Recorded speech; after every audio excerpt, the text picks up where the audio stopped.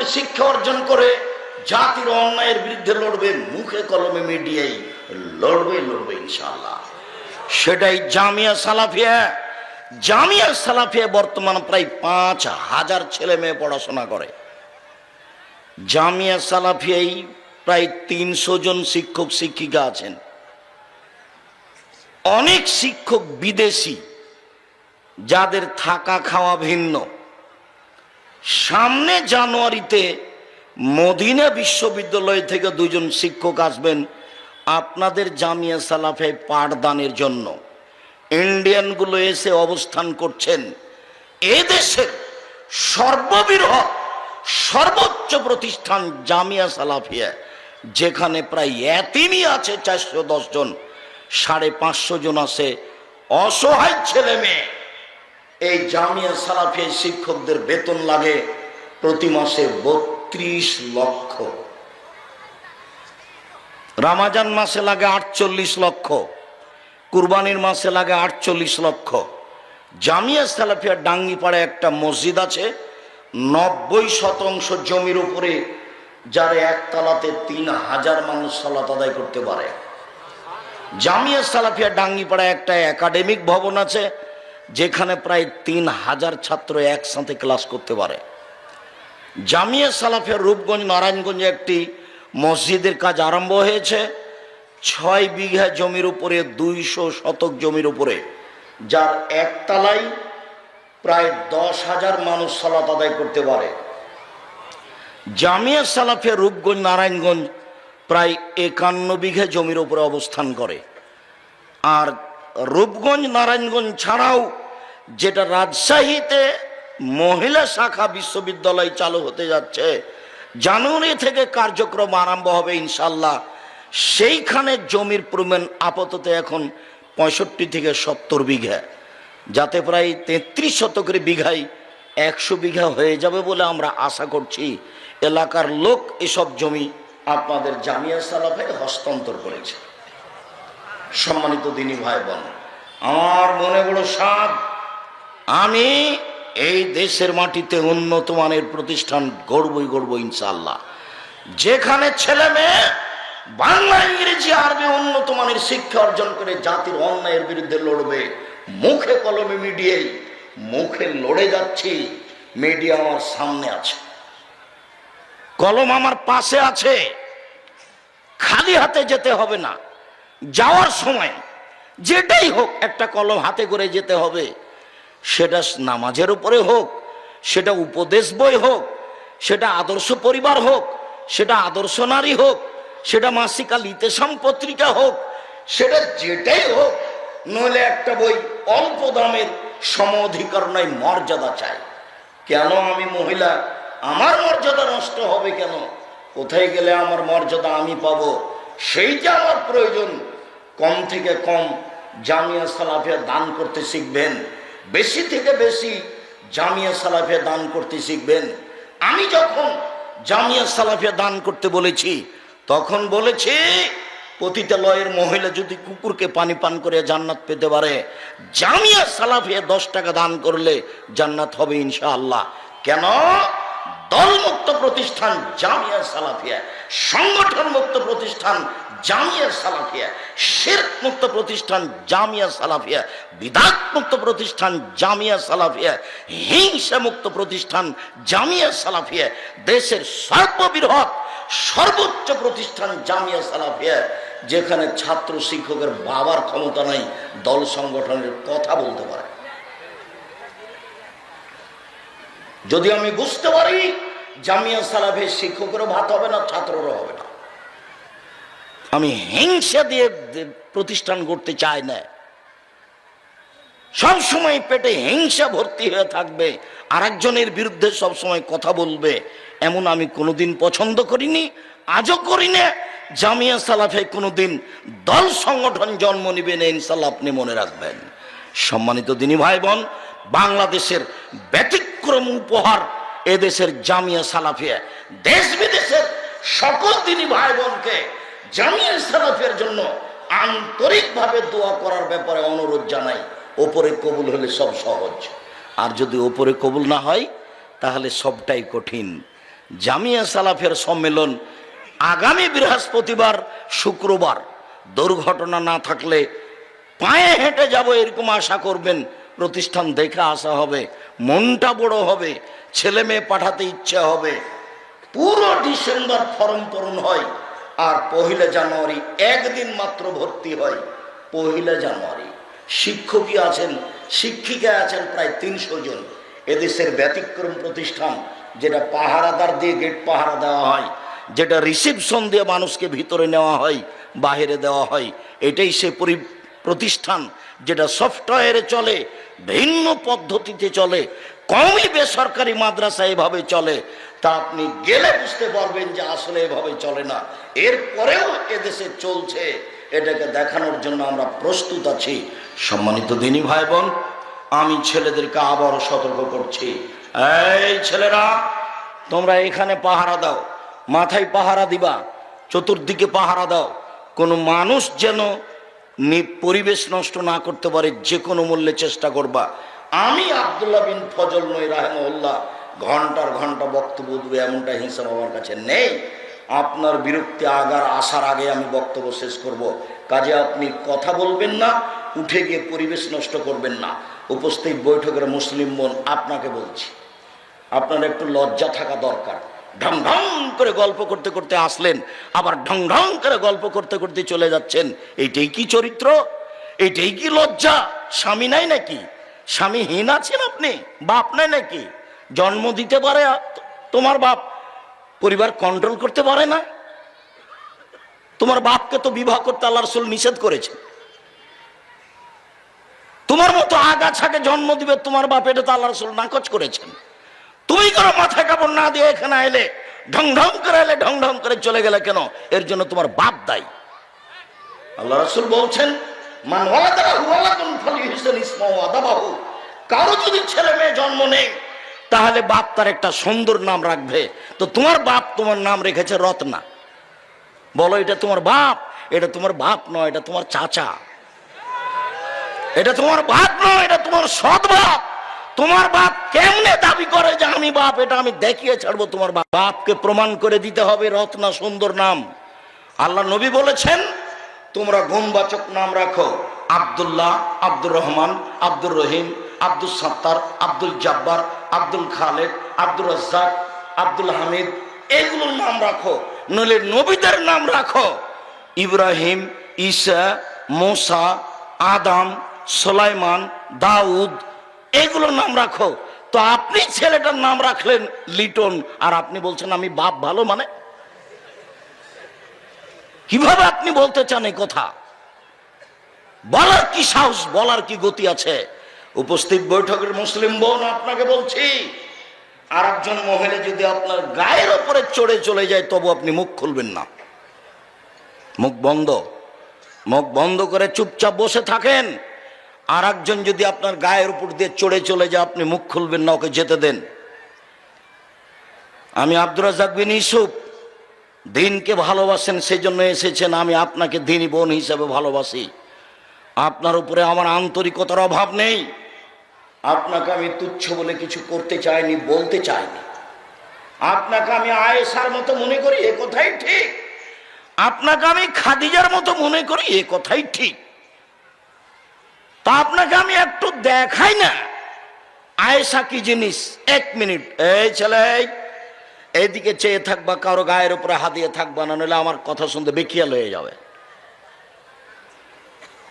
উপস্থিত বৈঠকের মুসলিম বোন, 1 মিনিট দেখাচ্ছি আয়েশা কাকে বলে। আয়েশা রাদিয়াল্লাহু তাআলা আনহা বলেন, আমার ঘরে হলো আমার স্বামীর কবর। আমি কবরের পাশে এমনিতেই যাই, মাথায় কাপড় দিই না। কেন? এটা আমার স্বামীর কবর।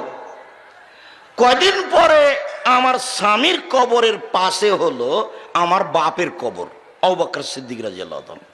তো আমি কবরের পাশে এমনিতেই যাই, মাথায় কাপড় দিই না। এটা আমার বাপের কবর, এটা আমার স্বামীর কবর। কয়দিন পরে এখানে কবর হলো উমারের, উমর রাদিয়াল্লাহু তাআলা। তখন আমি আয়েশা আর কবরের পাশে এমনিতে যায় না, আমি কবরকে লজ্জা করি।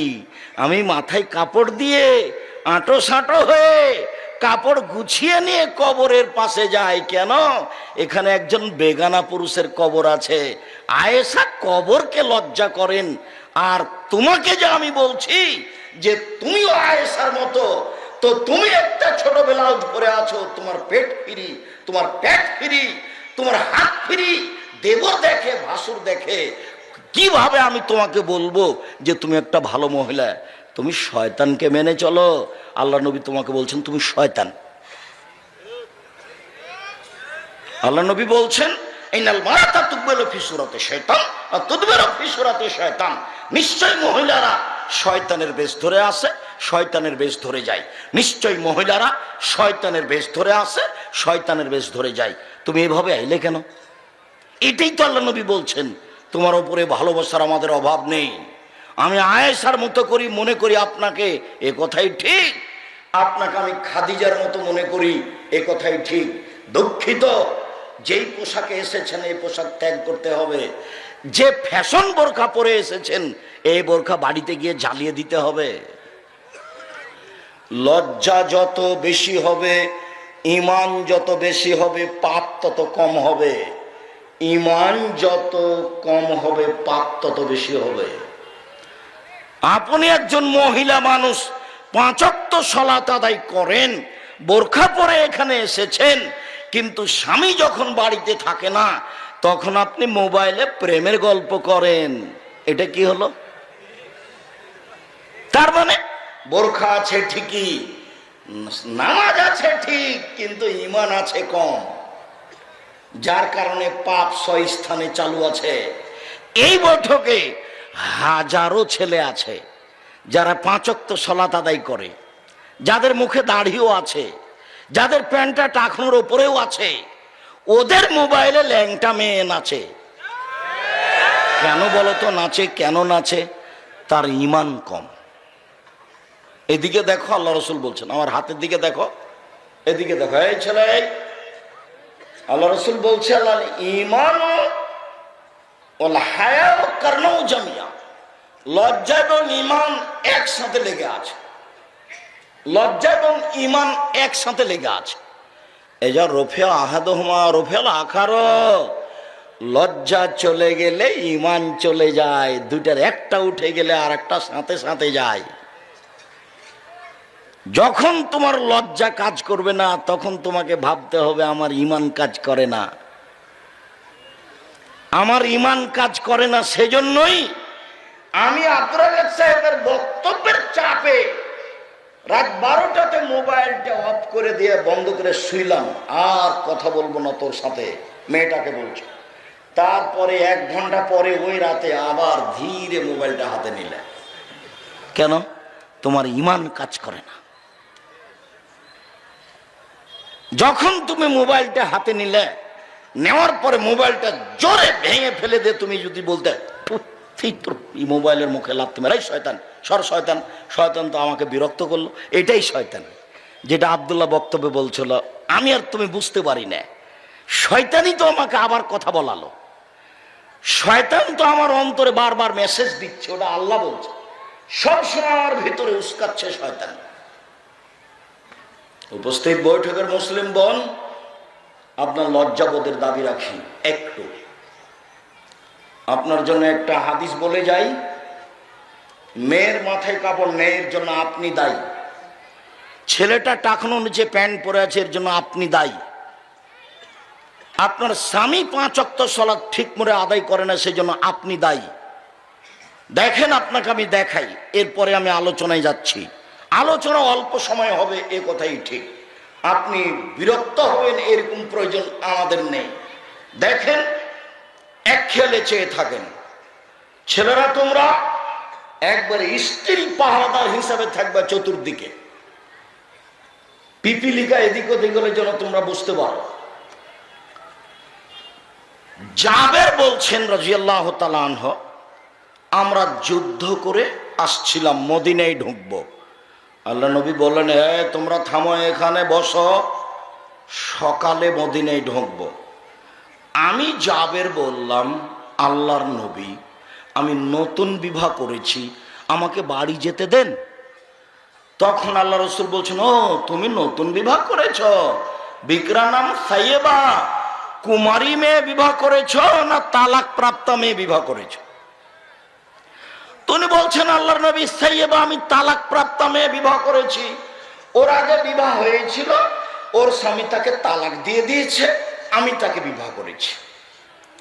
আল্লাহ রসুল বলছেন, আল্লাহ বিক্রান তোলাই বোকা, তুমি কুমারী মেয়ে কেন বিবাহ করলে না? তুমি তার সাথে খেলতে, ও তোমার সাথে খেলতো। তুমি কুমারী মেয়ে কেন বিবাহ করলে না? তুমি তার সাথে খেলতে, ও তোমার সাথে খেলতো। এবার উত্তর শোনেন। আল্লাহর নবী, আমার পিতা ওহুদের যুদ্ধে শহীদ হয়েছেন 9 জন মেয়ে রেখে। আমার 9 জন বোন আছে।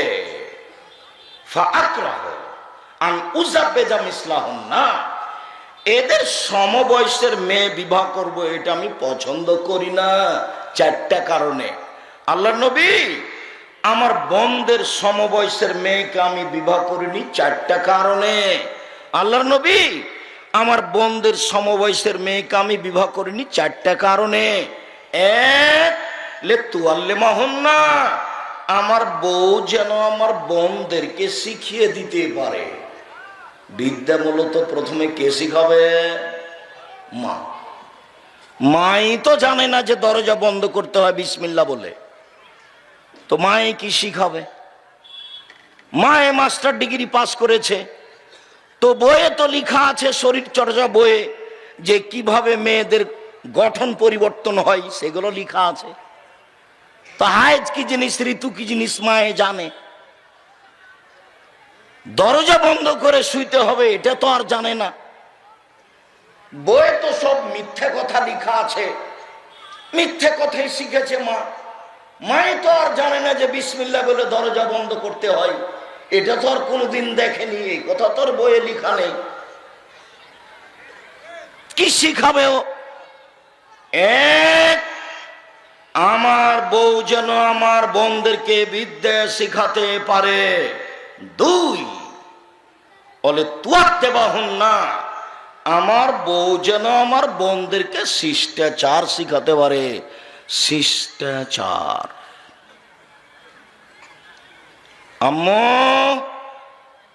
বাড়ি থেকে বের হলে সালাম দিয়ে যায়, বাড়িতে ঢুকলে সালাম দিয়ে ঢুকিও। আম্মু, মোবাইলে রিং হলে সালাম দিয়ে কথা বলিও, হ্যালো বলিও না।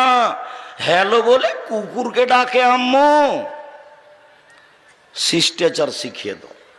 আম্মু, কাউকে 1 গিলাস কেউ যদি তোমাকে পানি দেয় তো জাজাকাল্লাহ খায়ের বলিও আম্মু। আম্মু, রাস্তায় চললে 1 পাশ দিয়ে চলিও। শিষ্টাচার। আম্মু, কথা বললে নরম করে বলিও, চিৎকার করে কথা বলে, চিৎকার করে গাধা। আল্লাহ বলছেন, আম্মু, চললে মানুষকে এড়িয়ে চলিও না, স্বাভাবিকভাবে সবার সাথে মিশে চলিও। আম্মু, মানুষকে উপেক্ষা করে চলো না, অহংকার করে মাটির উপরে চলো না। আম্মু, মানুষকে ভালো কথা বলিও, মন্দ কথা বলিও না। ভিক্ষুক ভিক্ষা চাইলে তিরস্কার করো না। আম্মু, কোনো বিপদগ্রস্ত মানুষকে দেখে পালিয়ে আসিও না, ওর উপকারের চেষ্টা করিও। আমার বউ যেন আমার বোনদেরকে শিষ্টাচার শিখাতে পারে। আম্মু, অন্য ঘরে গেলে কখনো ওই প্লেট কিনে আনিও না যে প্লেটটাতে চিংড়ি মাছ ছাপা আছে। তোমার মা একটা প্লেট কিনেছে, দেখিও 1 ডজন, তাতে কি আছে? চিংড়ি মাছ আছে। তোমার মা একটা আয়না কিনেছে, সে আয়নাটা হলো কাতল মাছ। তোমার মা একটা তরকারির বাটি কিনেছে, সেটা হলো রুই মাছ। ওকে মা বলিয়ে না, ওকে বলবে খালা। খালাম্মা, এদিকে শোনেন, আব্দুর রাজ্জাক সাহেব আপনাকে মা বলতে নিষেধ করেছে। এই ছেলে, এটা তোমার মা নয়, এটা তোমার সৎ মা। তোমার মা তোমাকে কবর দিয়েছে, তোমাদের পরিবারকে কবর দিয়েছে। আমি দায়ী নই। জাতিকে আমি বলে যাচ্ছি, জাতি জবাব দিবে বিচারের মাঠে। 3, আমার স্ত্রী যেন আমার বোনদের মাথার চুল চিরুনি করে দিতে পারে। তার মানে ছেলে মেয়েকে সাজগোজ করে পরিপাটি করে রাখবে মায়ে। 4, আমার মা যেন তাদেরকে পাহারা দিতে পারে, আমার বউ যেন তাদেরকে পাহারা দিতে পারে। তোমার মা এই বাড়িতে পাহারাদার। তোমার মা এই বাড়িতে কি পাহারাদার? বলো তোমার মা কি পাহারা দেয়? হ্যাঁ আব্দুর রাজ্জাক সাহেব, আমাদের বাড়িতে যেন কুকুর না ঢোকে সে আমার মা পাহারা দেয়। আমাদের ঘরে যেন ছুঁচা না ঢোকে চিকে, সেটা আমার মা খুব দেখে, পাহারা দেয়। আমাদের বিছানায় যেন, আমার আব্বার বিছানায় যেন কেউ না চড়ে ধুলাবালি নিয়ে, সেটা আমার মা পাহারা দেয়। হ্যাঁ, তোমার মা পাহারাদার। তোমার বোন এখন মাথায় কাপড় দিয়ে নেই, তোমার মা পাহারাদার নয়, এটা তোমার খালা, এটা তোমার খালা, এটা তোমার সৎ মা। বুঝতে পারেনি তোমার মা পাহারাদার কাকে বলে? এই ছেলে, এখানে তোমার মার জন্য কথা শেষ করলাম। 1, বিদ্যে শিখিয়ে দিবে তোমার মা। 2, শিষ্টাচার শিখিয়ে দিবে তোমার মা। 3, তোমার ভাই বোনকে সাজগোজ করে রাখবে তোমার মা। 4, তোমার ভাই বোনকে পাহারা দিবে তোমার মা। তোমার বাপকে পাহারা দিবে তোমার মা। তোমার বাপ ঘন্টার ঘন্টা মোবাইলে আর একজনের সাথে প্রেম করে, তুমি ঘন্টার ঘন্টা আর একজনের সাথে প্রেম করো, তোমার ঘরে দরজা লাগিয়ে দিয়ে তুমি গোটা একবারে টেবিতে দেওয়ালে পুরো বড় টিভি চালু করে দিয়ে ল্যাংটা সারাদিন দেখছো, সারা রাত দেখছো। তোমার মা এটা পাহারা দিবে। সারা রাত কেন, 1 মিনিট চালাতে পারে না, তার নাম মা। এই ছেলে শোনো, প্রত্যেক দিন তোমার বোন বিকাল 2টায় আসে স্কুলে, আজকে 2:30 2:30 এসেছে। 30 মিনিট কোথায় দেরি হয়েছে, তোমার মাকে তন্ন তন্ন করে খুঁজে বের করতে হবে, তার নাম মা। তোমার মা তোমার বোনের হাতে দিয়েছে মোবাইল গেমস খেলার জন্য, আর তোমার মা ইন্ডিয়ান ছবি নিয়ে টিভিতে ব্যস্ত আছে। বলো তো তোমার মায়ের অবস্থায় আসলেই কি তোমার মা? শোনো, আল্লাহ নবী বলছেন, মান লাইবা বিন নারতে শির ফাকাদাত খালায়াদু ফি দামি খিনজির।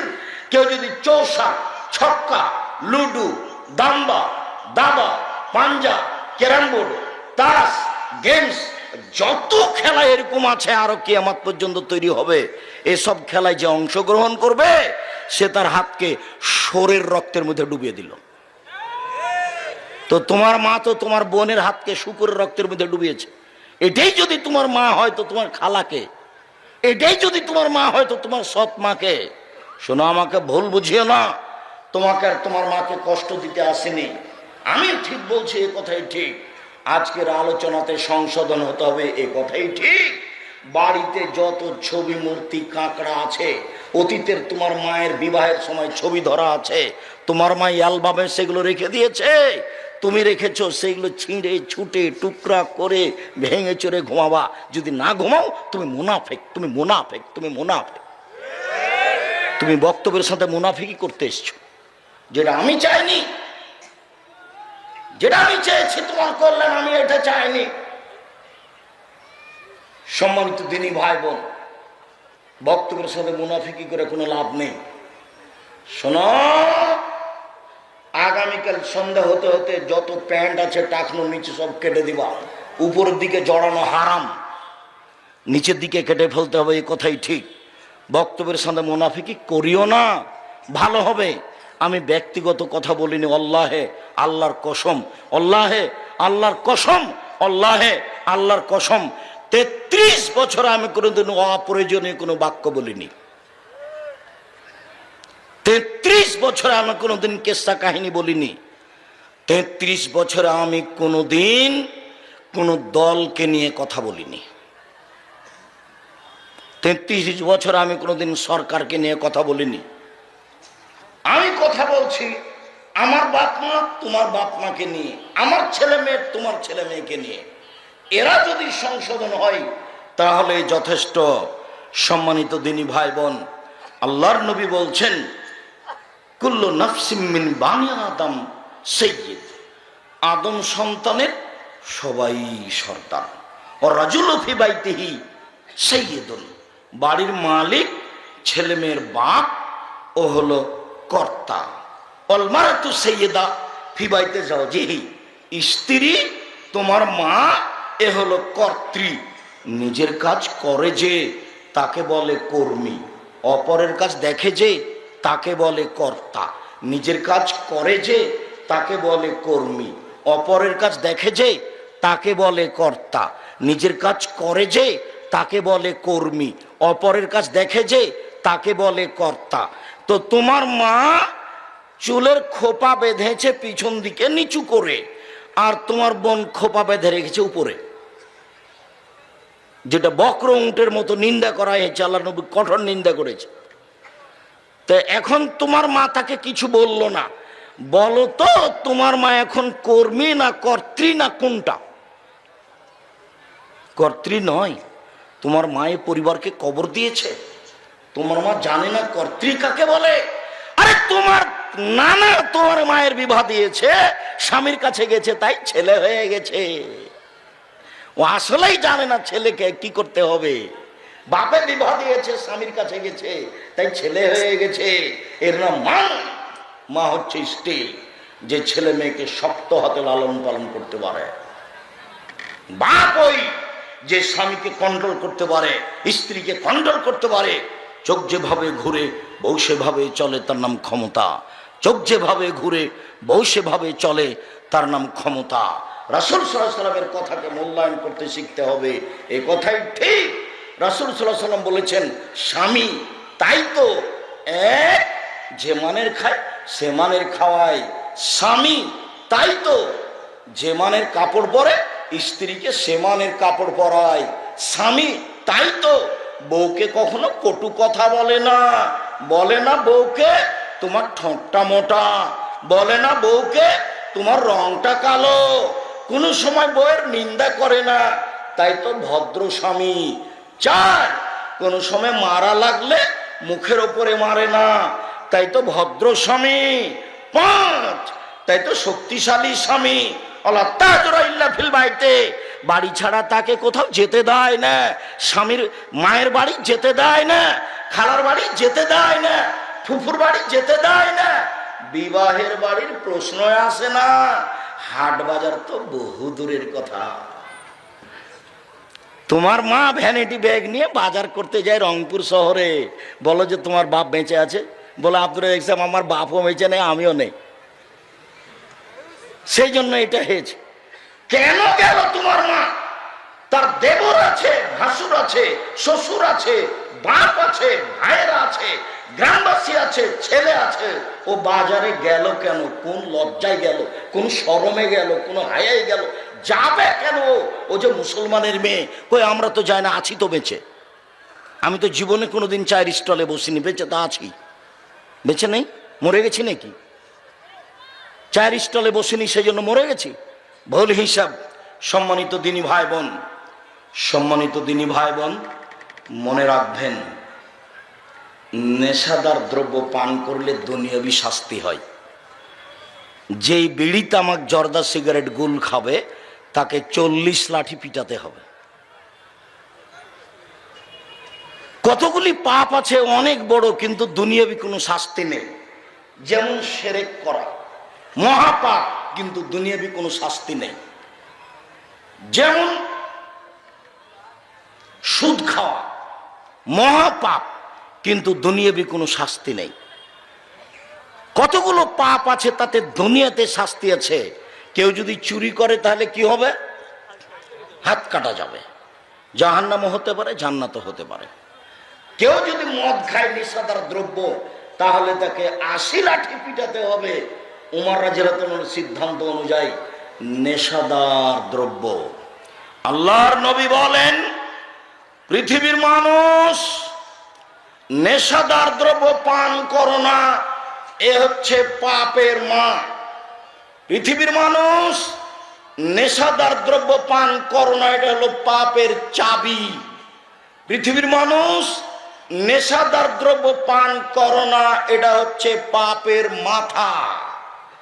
নেশাদার দ্রব্য পান করলে সব পাপ হবে। পৃথিবীর মানুষ কেউ যদি একদিন নেশাদার দ্রব্য পান করে 40 দিন তার নামাজ কবুল হবে না। পৃথিবীর মানুষ কেউ যদি একদিন নেশাদার দ্রব্য পান করে 40 দিন আল্লাহকে নিজের দিকে করা যাবে না। জেনা মহাপাপ ঘটে গেছে, আল্লাহ মাফ করো, ঠিক আছে করলাম। সুদ মহাপাপ, আর খাবো না কোনোদিন সুদ, মাফ করো, আচ্ছা ঠিক আছে করলাম।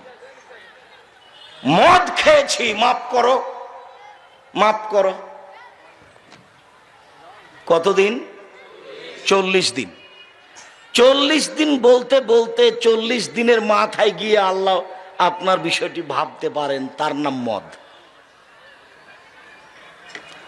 রাসূল সাল্লাল্লাহু আলাইহি সাল্লাম বলেন, মদমিনুল খামর কাবেদে ওসানিন, মদ খেলে সরস্বতী, ভগবতী, কালী, দুর্গা পূজা করলে যেমন পাপ হয়। গত রাত ছিল কি রাত? কালী পূজার রাত। গত রাত কি ছিল? কালী পূজার রাত। তো ওরা ওর সামনে কলা বিস্কুট রেখে তাকে সব কিছু বলছে। কলা যদি কুকুরে নিয়ে চলে যায় তার কিছু করার নেই, কিন্তু তার কাছে মাথা নত করছে। এতে যত পাপ হয়, নেশাদার দ্রব্য পান করলে তত পাপ হয়, এ কথা আল্লাহ নবী বলছেন। নেশাদার দ্রব্য পান করলে এইরকমই পাপ হয়। নেশাদার দ্রব্য পান করা মহাপাপ। শোনো, নেশাদার দ্রব্য পান করা মানুষ জান্নাতে যাবে না। এক কোন বাপ মাকে মানে না যে সে জান্নাতে যাবে না। আজকে তোমার মা বাড়িতে সবচেয়ে বড় শত্রু। কেন? তোমার মা যা বলে সব উল্টা কথা বলে। তোমার মা তোমার বউকে অকথ্য ভাষায় গালি দেয়। যখন তুমি বিকালে 4টার সময় এসেছ, দেখছো যে তোমার মা বিছানে পেশাব করেছে, ভিজা কাপড়ে শুয়ে আছে, বললে তোমার বউকে, হ্যাঁ আমার মায়ের কাপড়টা পরিবর্তন করনি যে? তখন তোমার বউ বলছে, যাও তোমার মায়ের কাপড় তুমি পরিষ্কার করো গা। তোমার মা অকথ্য ভাষায় আমাকে গালি দেয় আর বলে, বের হয়ে যা, বের হয়ে যা, তুই বের হয়ে যা। তোমার মাকে আমি দেখবো? তোমার মা গালি দেয়, এ কথাই ঠিক। তোমার মা বের হতে বলে, এ কথাই ঠিক। তোমার মা একটাও সোজা কথা বলে না, এ কথাই ঠিক। 1 মিনিট দেখবা। যদি দেখতে চাও তাহলে আগামীকালকে একটা কাজ করবা, একটা বড় মাছ কিনবা, দিয়ে তোমার বোনের ছেলেকে আর তোমার ছেলেকে একসাথে বসিয়ে তোমার মাকে মাছ তুলে দিতে বলিও। দেখিও তোমার মা বড় মাছটা তোমার বোনের ছেলেকে দিবে। টাকা দিয়েছো তুমি, মাছ কিনেছো তুমি, তোমার মা সবই উল্টা করবে। এরপরেও কি তুমি একটু বলতে বাবা, যা বলি তুই উল্টা করিস, এরকম বলতে বাবা কি না? একদিন তুমি ছিলে তোমার মায়ের কোলে, এখন তোমার মা তোমার কোলে। পেশাব করাবা তুমি, পায়খানা করাবা তুমি, পানি খরচ করাবা তুমি, কাপড় বদলে দিবা তুমি, মেডিকেল নিয়ে যাবা তুমি, পেশাব করাবা তুমি, কাঁধে করে নিয়ে যাবা তুমি, সব কিছু করবা তুমি, মুখ খুলতে পাবা না তুমি। গালি দিচ্ছে কথাই ঠিক, তোমাকে বের করে দিচ্ছে কথাই ঠিক, তুমি মুখ খুলতে পাবা না। এর নাম মা, মনে রেখো তুমি। মায়ের পায়ের নিচে জান্নাত, এ কথাই ঠিক। সবকিছু উল্টিয়ে দিল, মুখ খুলতে পাবা না তুমি, এ কথাই ঠিক। 1 মিনিট দেখো, এদিকে দেখো তো, আমি একটা দৃশ্য দেখাই। রাজশাহীর মেয়র নওদাপাড়ায় এসেছে, তো শাহ মকদম থানার ওসি এভাবে দাঁড়িয়েছে মেয়রের সামনে। দেখো তো আমার দিকে দিয়ে দাঁড়িয়ে বলছে, এখন কি করব স্যার? কে বলছে এটা বলো তো দেখি? ওসি বলছে। কার সামনে? মেয়রের সামনে, আমি পাশে বসে আছি। ইন্নালিল্লাহ, কি ব্যাপার, এটা তো মায়ের কাছে, এইখানে কেন? আল্লাহ বলেছেন মায়ের কাছে জোরে হেঁটে যেতে পাবা না, মায়ের কাছে কথা উঁচু বলতে পাবা না, মায়ের কাছে হাত উঁচু করতে পাবা না, মায়ের কাছে কড়া ভাষায় কথা বলতে পাবা না। পৃথিবীর সবচেয়ে দামি ভিন্ন ইবাদত সালাত, নামাজ কিভাবে আদায় করতে হবে এ কথা আল্লাহ বলেননি, কিন্তু মায়ের কাছে কিভাবে যেতে হবে তা আল্লাহ বলেছে। কাজেই এক, বাপ মাকে মানে না যে সে জাহান্নামে যাবে। দুই, কম্মার জুয়া খেলে যে সে জাহান্নামে যাবে। বহুদিন বলেছি দুনিয়াতে দুইটা পাপ আছে, না করেই পাপী। তার কেউ যদি কাউকে বলে যে আসো জুয়া খেলি, খেলেনি, খালি বলেছে আসো খেলি, তাহলে 10 জন ফকিরকে 100 কেজি করে চাউল দিতে হবে।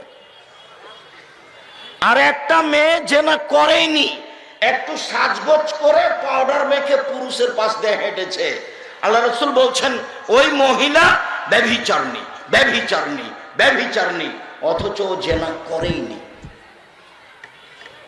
3, খোটা দেয় যে, খোটা দেওয়া বুঝেন? খোটা দেওয়া বুঝেন না? দান করে খোটা দেয়।